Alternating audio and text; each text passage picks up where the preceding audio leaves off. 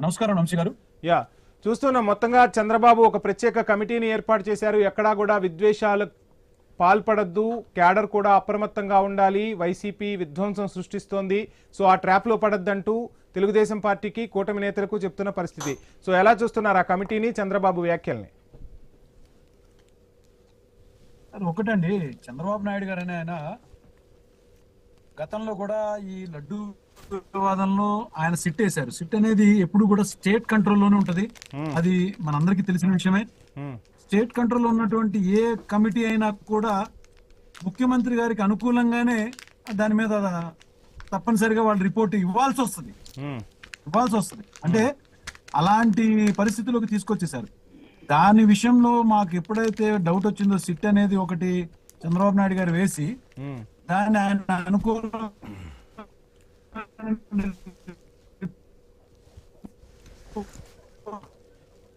Yeah sir, మీ voice cut అవుతుంది, జర్నీలో ఉన్నట్టున్నారు. మళ్ళీ మీ దగ్గరకు వచ్చే ప్రయత్నం చేస్తాను. అప్పుడు సుప్రీంకోర్టుని అప్రోచ్ అయ్యి తప్పనా? అది ఓకేనా? Yeah please continue. సో ఎప్పుడైతే సుప్రీంకోర్టుని మేము అప్రోచ్ అయ్యి దీని మీద సరైన విచారణ జరగాలని చెప్పని అప్రోచ్ అవడం, అక్కడి నుంచి దీనిలో సిబిఐ కూడా ఇన్వాల్వ్ అవడం, నేషనల్ డైరీ డెవలప్మెంట్ బోర్డు ద్వారా and National dairy research Institute ద్వారా దీనికి పక్కాగా రీసెర్చ్ అనేది జరగాలి. నిజంగానే వాళ్ళు అంటున్నట్టుగా వాళ్ళు చేస్తున్నటువంటి దుష్ప్రచారం ఏదైతే ఉందో, అంటే అసలు ఇప్పుడు కల్తీయే జరగలేదంటారా మీరు? ఎక్కడా కల్తీయే లేదంటారా? అంటే ఇది నేను ఇచ్చిన రిపోర్ట్ కాదు కదండి వంశీ గారు. నేను ఇచ్చిన రిపోర్ట్, సిట్ ఇచ్చిన రిపోర్ట్ లోనే రసాయనాలు కలిపారు. రసాయనాలు కలపడం వల్లే ఆ రసాయనాలు కలిపింది కూడా, అంటే అది నెయ్యి కాని నెయ్యిని కలపడం వల్ల కొన్ని రసాయనాలు కలపాల్సి వచ్చింది. సో మొత్తంగా కల్తీ జరిగిందని కూడా సిట్ చెప్పింది కదా. ఇక్కడ అదేనండి, సిట్ అనేది ఎవరి కంట్రోల్లో ఉంటే చెప్పండి. సిట్ అనేది స్టేట్ కంట్రోల్లో ఉంటది. మీకు సిబిఐ మీద నమ్మకం ఉందా, లేకపోతే సిబిఐ రిపోర్ట్ మీద నమ్మకం ఉందా, సిబిఎన్ రిపోర్ట్ మీద నమ్మకం ఉందా?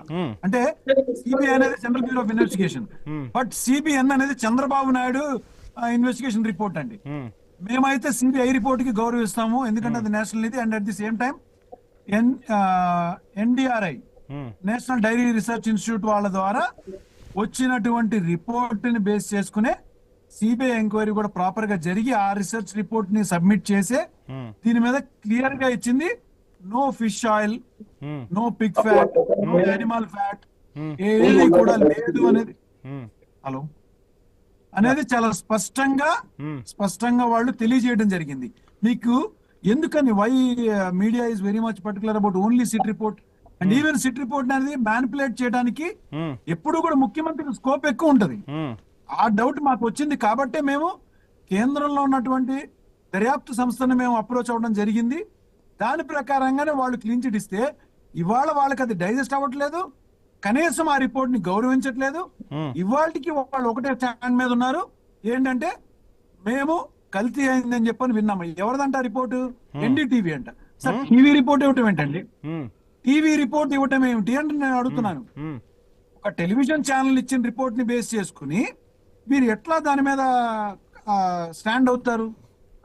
చంద్రబాబు నాయుడు గారు క్లియర్ గా చెప్తున్నారు, నాకు ఎన్డీటీవీ రిపోర్ట్ వస్తే నేను చదివానని. It is no sir.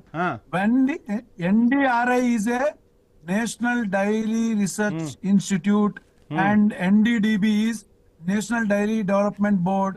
ఇవి రెండు కూడా కేంద్రం పరిధిలో ఉన్నటువంటివి. వీళ్ళు ఇచ్చే రిపోర్ట్ మీద బేస్ చేసుకుని ఎవరైనా మరి ఇన్ని రిపోర్ట్లు మీ దగ్గర ఉన్నప్పుడు, ఇన్ని నిజాలు మీకు తెలిసినప్పుడు ప్రజల్లో ఆ నిజాలను పెట్టాలి గాని మాటలు ఎందుకు జారాల్సి వస్తుంది? మాటలతో ఎందుకు విద్వేషాలు రెచ్చగొట్టుకోవాల్సి వస్తుంది? వంశీ గారు, ఎక్కడ జరిగింది చెప్పండి మాటల విద్వేషం? రాంబాబు గారు మాట్లాడిన మాటల్ని మొత్తం విన్న పరిస్థితే కదా. ఎందుకు ఆ పరిస్థితులు ఎందుకు వస్తున్నాయి? Why can't you wait for the advance? ఇదండి, just wait for some time. మీరేం అడుగుతున్నారు? మాటలు ఎప్పుడు చేరాల్సి వచ్చింది?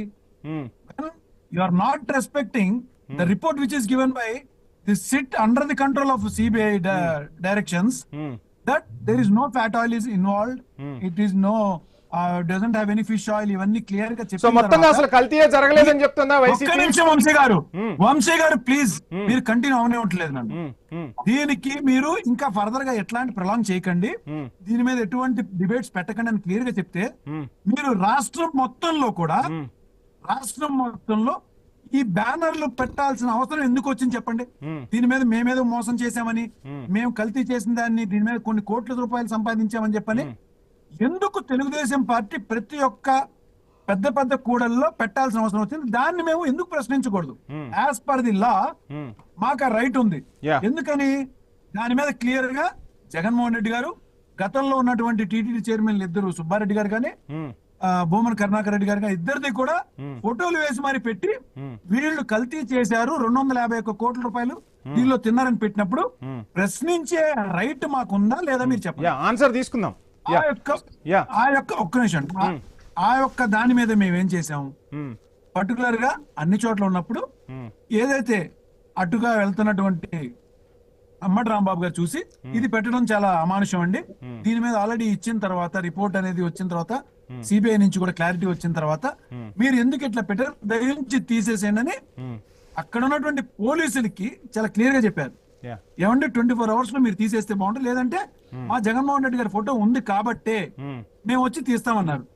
తీస్తామని వచ్చినప్పుడు ఆయన అప్పటికి అక్కడికి రాలేదు, అట్టుగా ఒక టెంపుల్ కి వెళ్ళి వస్తుంటే అప్పటికే వీళ్ళు కర్రలు రాడ్లు పట్టుకుని దాదాపుగా 200 మంది. You are very perfectly you can visualize, మీకు ఎన్నో ఛానల్స్ లో కూడా చూపించారు.